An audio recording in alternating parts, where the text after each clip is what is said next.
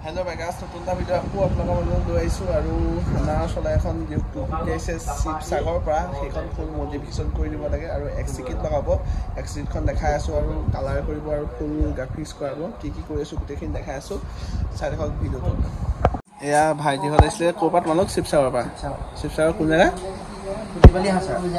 জেগা এয়া এক্সিকিট এইখন লগাব আৰু এয়া ইয়াত মাৰি আছে আৰু দেখাই আছোঁ কেনেকুৱা দিব বাকী ফ্ৰেম চেমখিনি কালাৰ কৰিলোঁ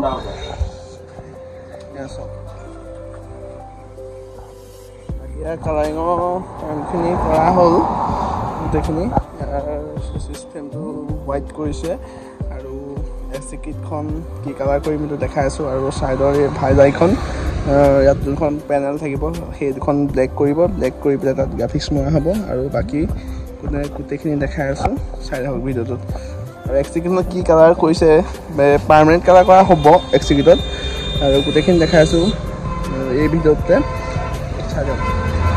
আৰু এয়া ফাইনেলি কালাৰ কৰি পাৰ্মানেণ্ট কালাৰ কৰি ডান হৈ গ'ল